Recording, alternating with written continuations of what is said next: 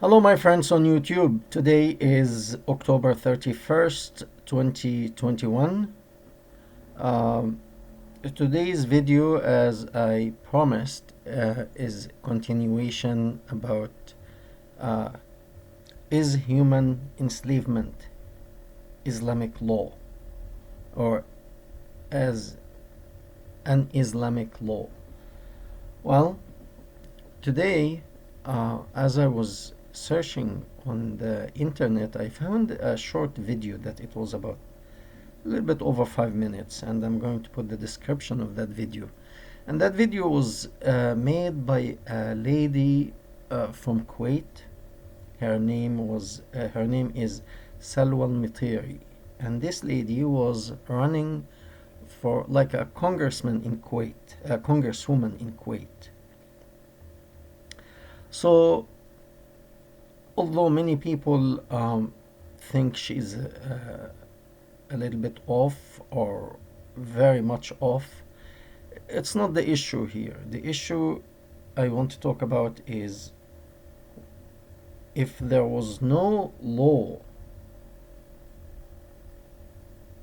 to allow her to go that far, she wouldn't have spoken about the things that she spoke about.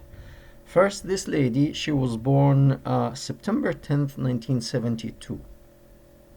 That means at the time of Iraq war, which was 1991, she was only a 19 years old girl, a young lady. I'm coming to that later, why I mentioned that. Before I do that, I'd like to comment on Aladdin, who tries to change the subject. We're talking about human dignity, and to enslave a human being, you strip that person of his or her dignity as a human. And he's asking about something totally different. He's asking, there's nothing in the Bible or Jesus did not say that human slavery is wrong. Well, there are many things wrong in the world today, and not everyone is talking about it, but that does not make it right. For example, I give you an example so that you can relate to. You may think there are two types of marriage in Islam only. No, there are more than that. What I know of, it might shock you. There's the normal marriage, which is one man, one woman, which is monogamy. And there's polygamy, which is one man marries more than one woman. And I feel this is rather sick. Even if it's in a holy book, it's wrong. Okay? I don't care which book, it's wrong. Okay? Now, there's one more marriage that it is actually practiced in many small countries among primitive tribes. It's called polyandry. And that because of the little resources people have in this area. Like, for example, I have 3 brothers. My father will take us 4 and will to another family and find us a bride. 4 of us will share one woman. And as long as she is with the 4 of us, then the child will be of our family, of our lineage, of our descent.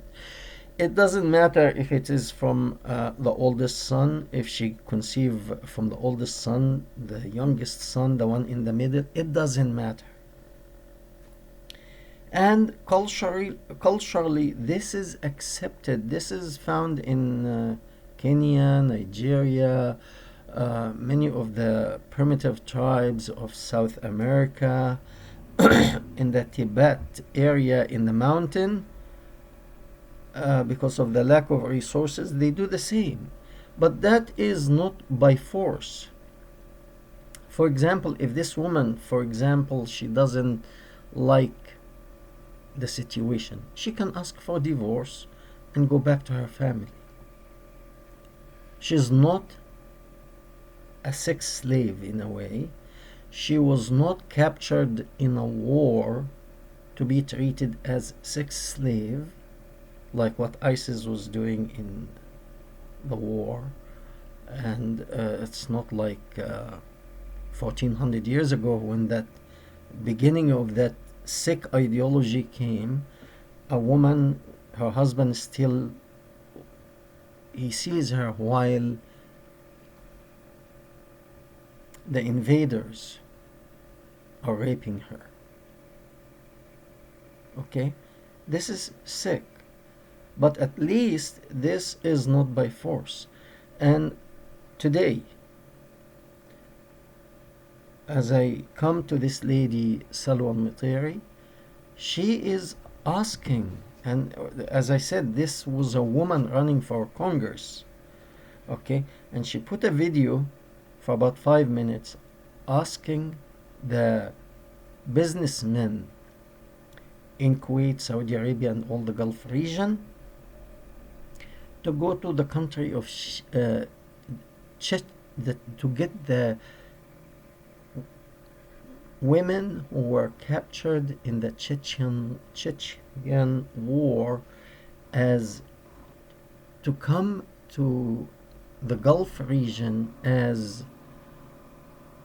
sex slaves, so that our children, our sons, don't commit adultery or fornication. Because adultery, God forbid, is so bad. Yes, it's so bad. It is very bad to commit adultery. And I don't encourage neither adultery or fornication. However, if a man and a woman in agreement with one another that even if they want to have sexual relationship once and each go his way or her way, I know this is very wrong, but if they agree to that, that's their business. Nothing to do with me.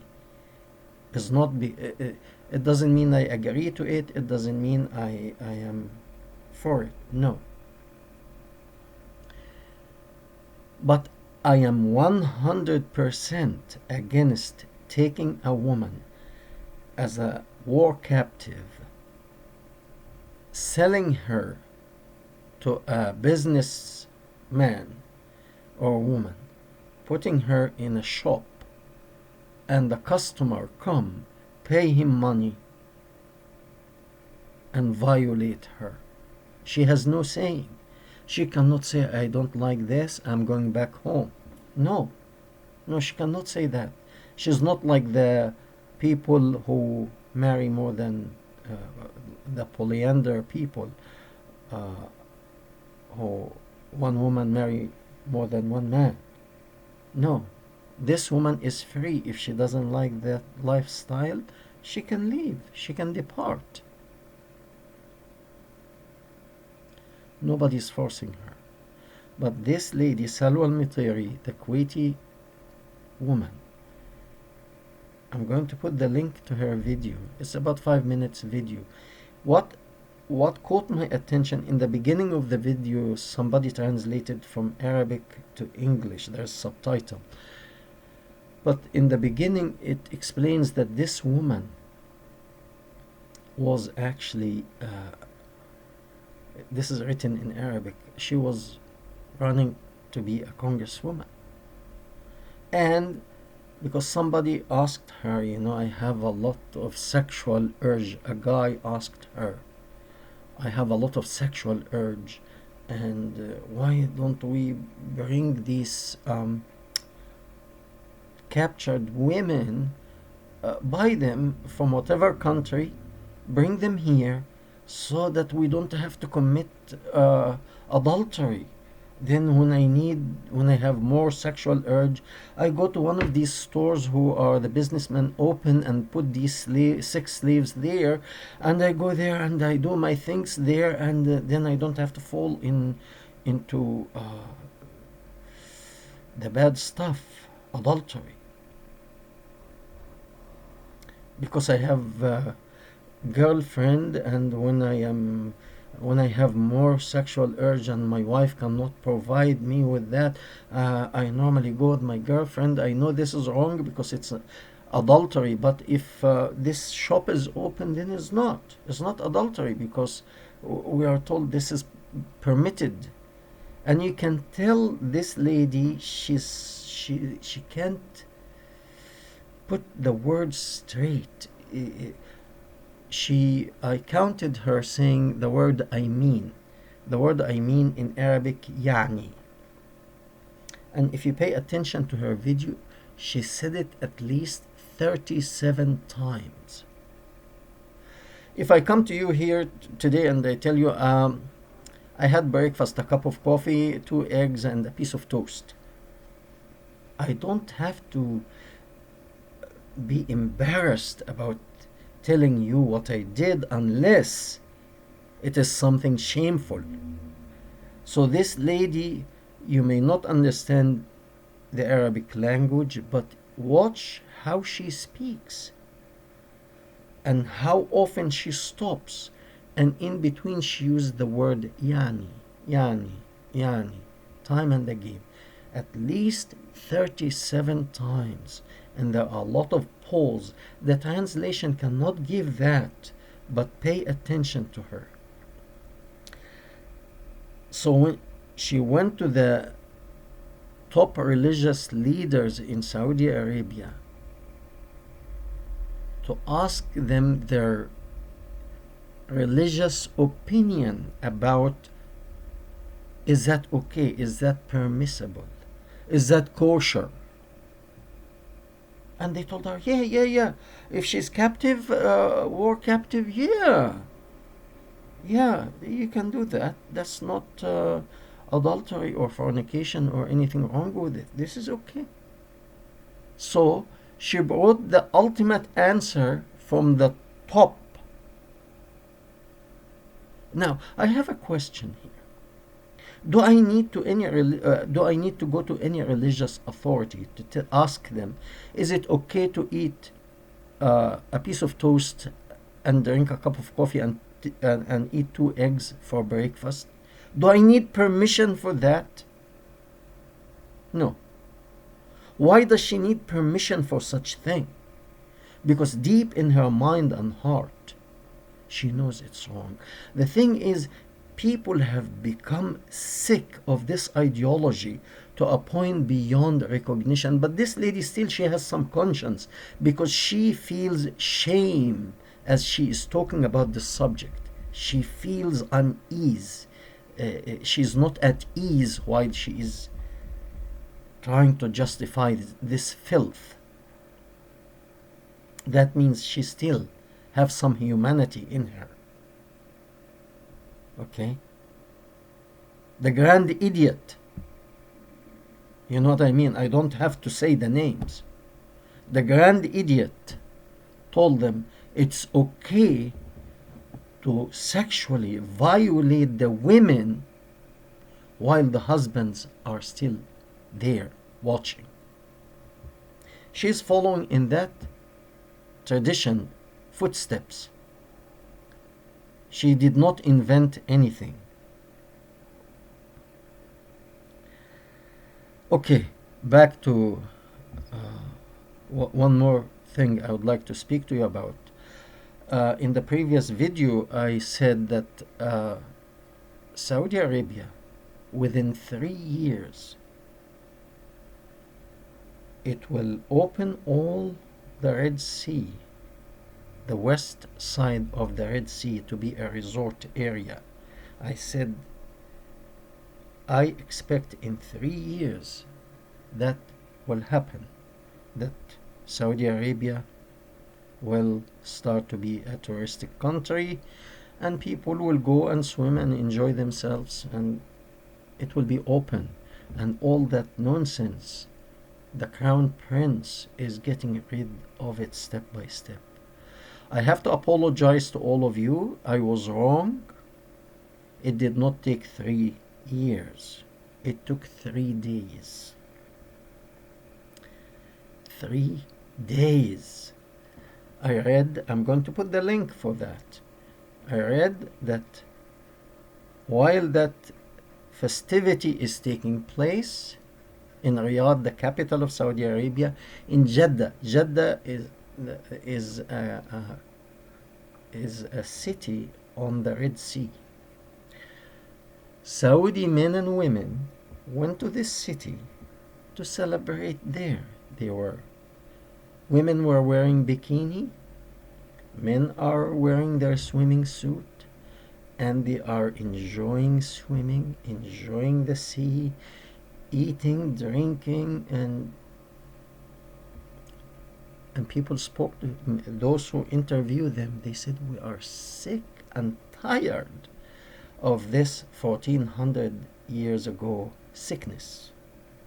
They're sick and tired of it. I said 3 years because actually I don't live in Saudi Arabia. I have an overall feeling of the region. But probably a Saudi person would tell me, no, if I have spoken with you before this video, I could have given you a different picture about Saudi Arabia, that this is going to happen rather within the same week.